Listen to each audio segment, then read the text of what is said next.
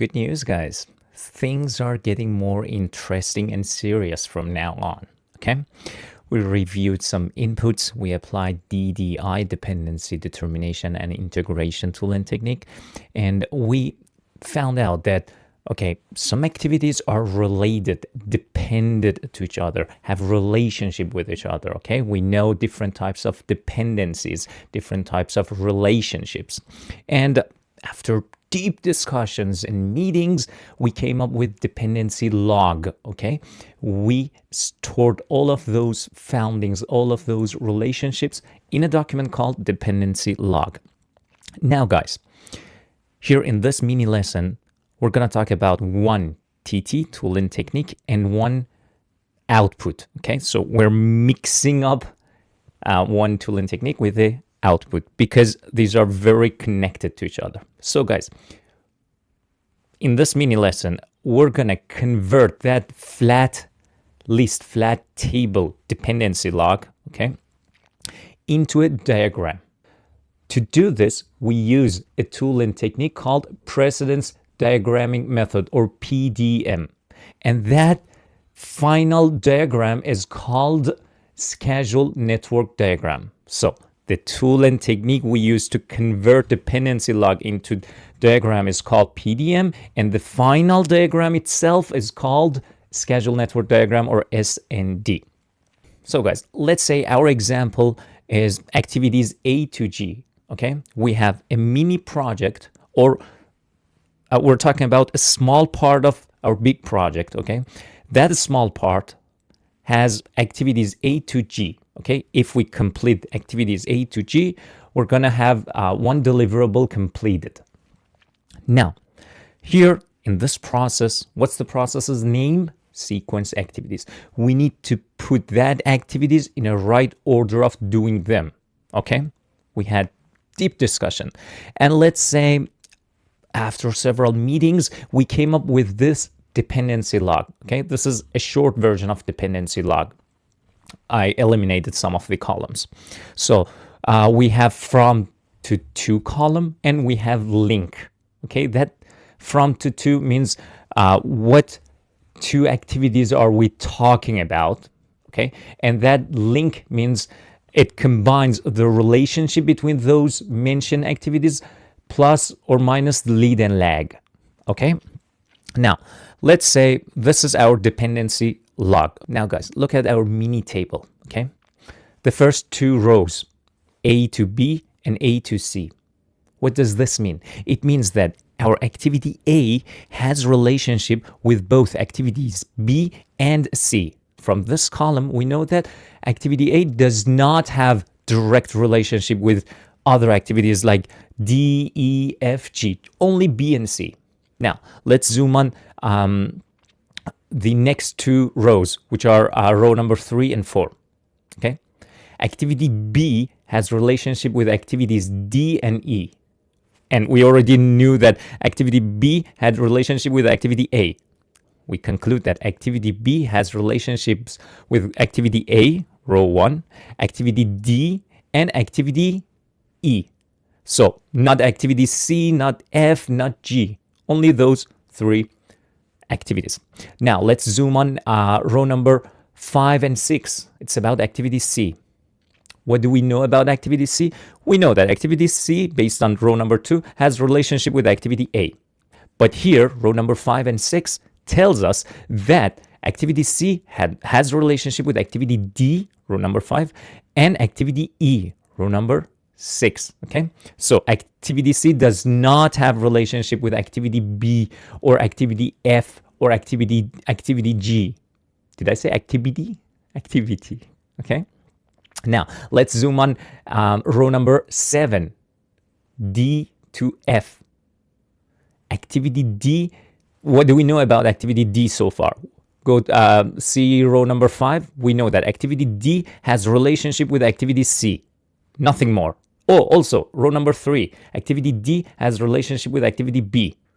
Now, row number 7 tells us that activity D has relationship with activity F also. Okay. Row number 8, E to G.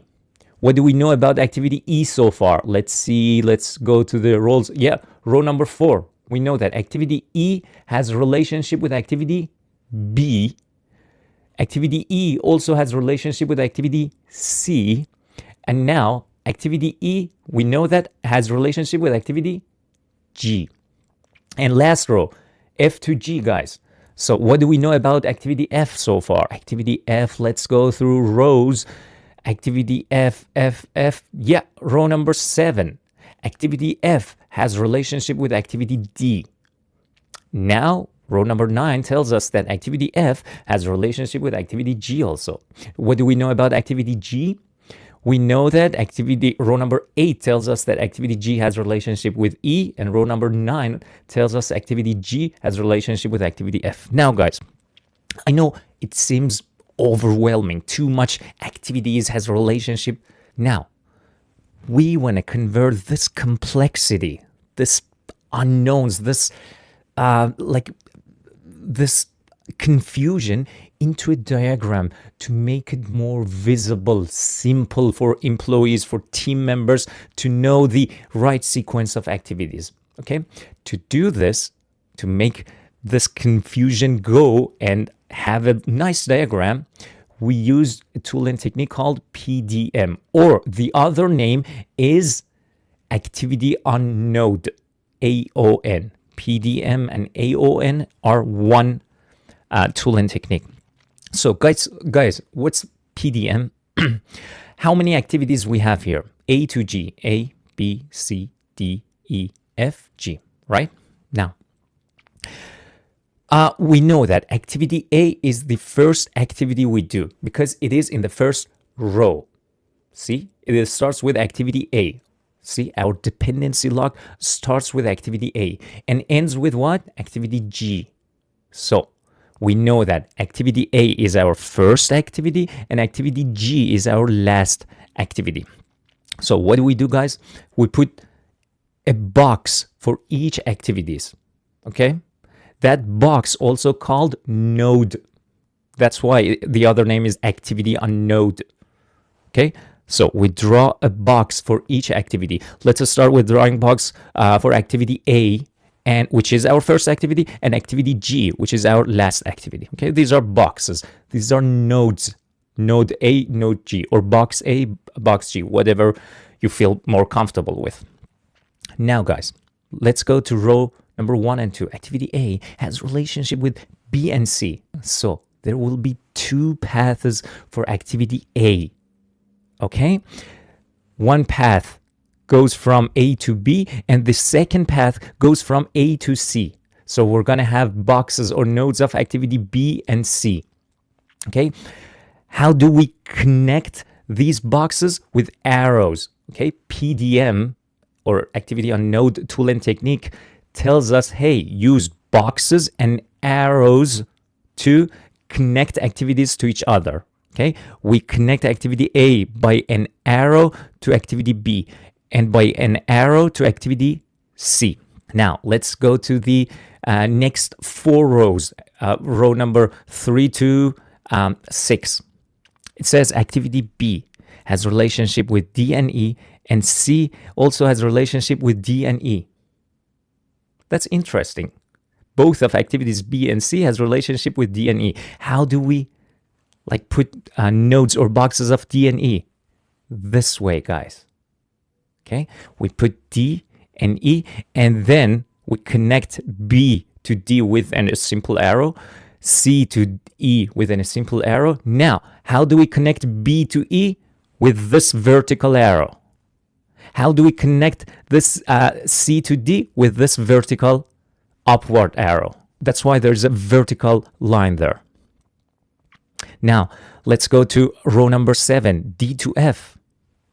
Let's put box number F or node F there. And then simply connect activity D with an arrow to F. Now, let's go to row number 8, E to G. We have E. We know G is our last activity. We just simply connect E to G with an arrow. And then last row, F to G. We know where our F is. We know where our node G is. Just simply connect F to G with a simple arrow. This is how, guys, we converted that confusion into a simple diagram. Now, one thing left, guys, the second column of our dependency log, fs plus 1, okay?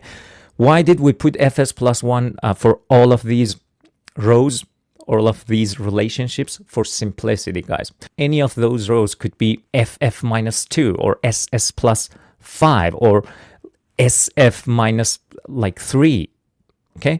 But for simplicity, we just put fs plus 1 for all of those relationships. What's fs plus 1, guys? Finish to start plus 1. Plus 1 is lag here. If it was minus, it was lead, okay? So what does this mean? For example, A to B has a link of fs plus 1. It means that, guys, we start working on activity B one day after activity A is finished. Row number 2, we start working on activity C one day after activity A is finished. Row number 3, we start working on activity D one day after activity B is finished. Okay, that's why. And for simplicity, we used fs plus 1. And where do we keep those fs plus 1 in our diagram? Just above or below those arrows, okay? Just put it there. Now, we applied a tool technique called PDM or AON to create this diagram. This diagram itself, as I said before, is called SND, Schedule Network Diagram. Schedule Network Diagram is the base foundational diagram for our future processes, okay? We have lots of things to do with this diagram. That's why you should have a good foundation, which you have right now, okay? We came up with this diagram from our dependency log, okay? We converted that confusion, too many rows and columns, into this nice diagram to make things easier. Guys, we had two terms, predecessor and successor, okay? What's successor? An activity that comes after this activity, and predecessor is activity that comes before this activity. For example, B and C are successors of A. A is predecessor of B and C, or D is successor of B and C. E is successor of B and C. C is predecessor of D and E. Also, B is predecessor of D and E. Okay? I just wanted to apply the two terms of predecessor and successor here because we have lots of things to do with these two terms. Now, guys, this diagram will get more complicated. We'll have more numbers and squares. See those colorful squares? We're going to fill them up in future processes. We're going to complete our SND diagram over time. Awesome. You're doing wonderful. If you haven't grasped everything about SND, that's totally fine, okay? Just relax, because this is just foundation. We have lots of things to do with SND. I'm going to describe it again and again and again. For now, to clear things up, to make you a little bit relief, let's have a mini question and see how SND or Schedule Network Diagram helps you as a project manager, okay? Let's get it done.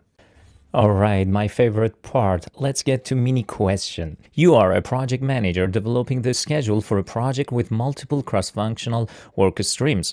Different team members provided activity lists, but several activities appear duplicated. Some have unclear dependencies, and a few teams disagree on what must happen first.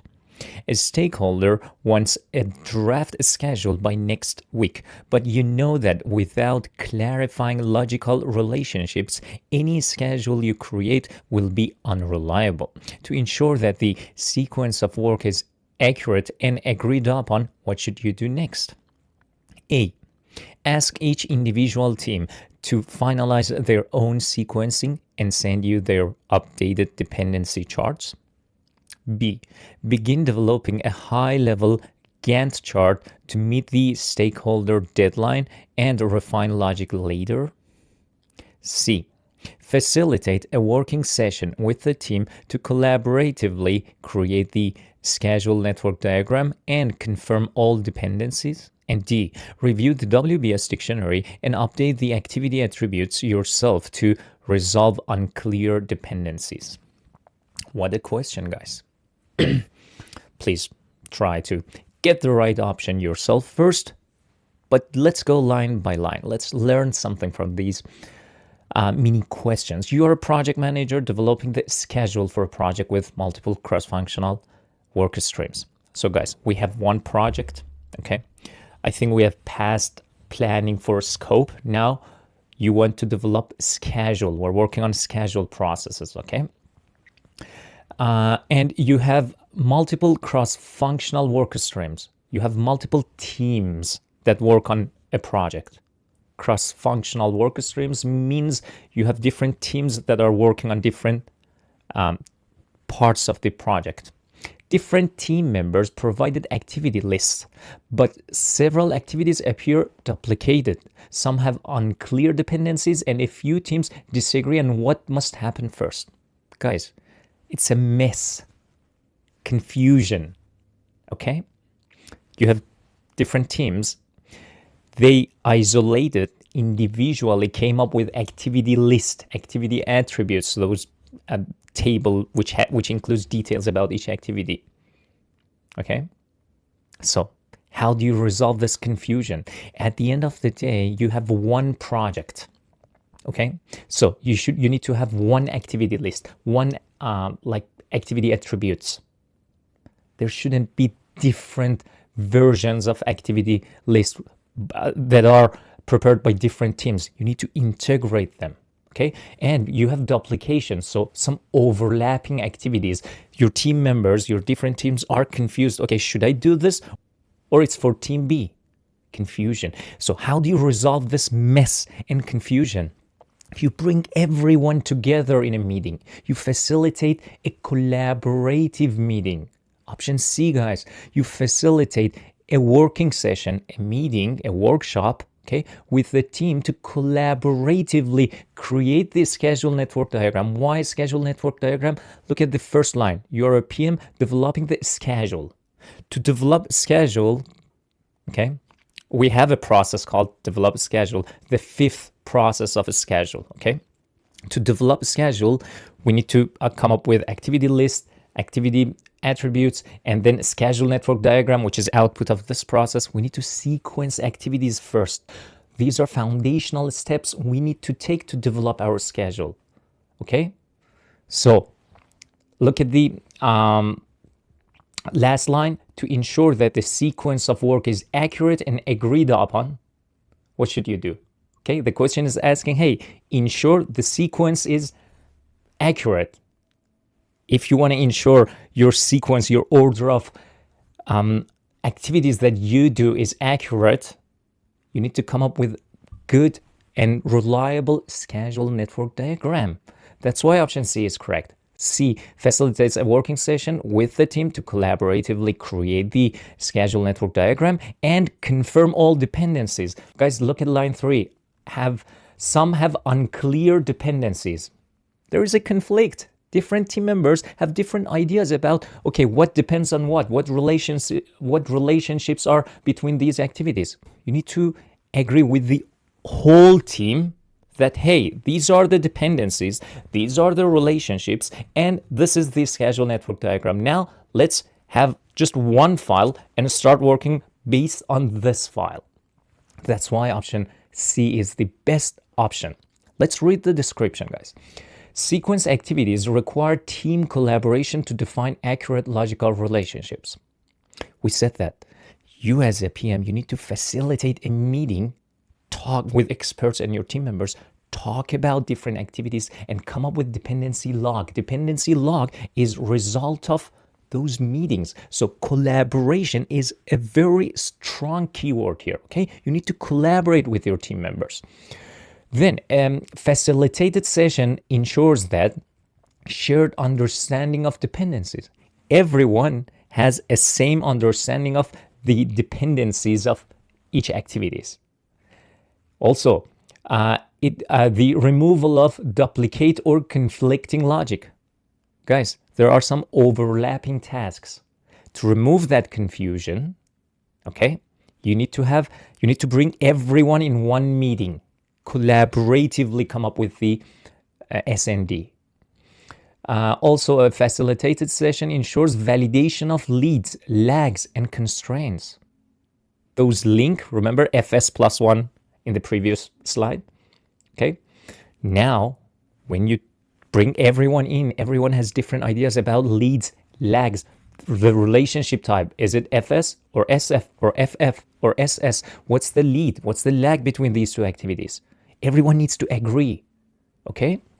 And also, the facilitated session ensures producing the schedule network diagram together, which prevents rework and ensures the downstream schedule is realistic and agreed upon. Guys, to have a reliable schedule for your project, you need to have a reliable schedule network diagram, S&D.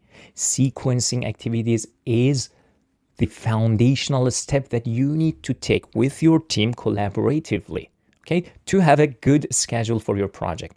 If you don't sequence your activities right, what if you do one activity that should be done like later than activity A, you do it sooner than activity A? This will mess everything up. Okay, you need to rework, replan, have like meetings again. So reliable S&D is a very key step when developing the schedule. Now guys, why other options are incorrect? Option A says, ask each individual team to finalize their own sequencing. No, it is one project. We need to have one sequencing, one schedule network diagram. So A creates isolated, inconsistent sequencing, reinforces silos, and does not solve cross-team misalignment. There is a misalignment. You need to bring everyone together. Option B says, begin developing a high-level Gantt chart to meet the stakeholder deadline and refine logic later. No, you shouldn't build on something that is not reliable. You should build your schedule on something that is strong. Okay, so option B produces an unreliable schedule based on faulty logic. We know there is misalignment. There are some overlapping dependencies are unclear. Option B suggests us, go ahead, no worries. You're gonna refine later. No, that's not acceptable.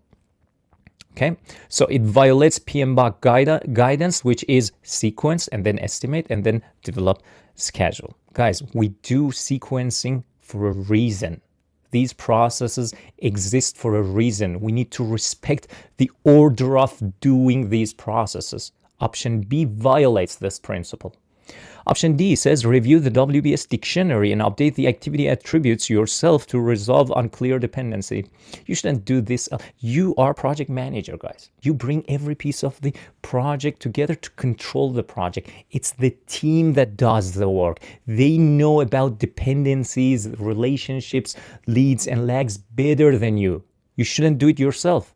Okay? Option D, PM should not define dependencies alone, ignores team expertise, and increases risk of incorrect assumptions. Awesome. What a great question. I can feel that you still have some unresolved concerns about sequence activities. No worries at all. Mini FAQs are waiting for you. Okay, let's get it done.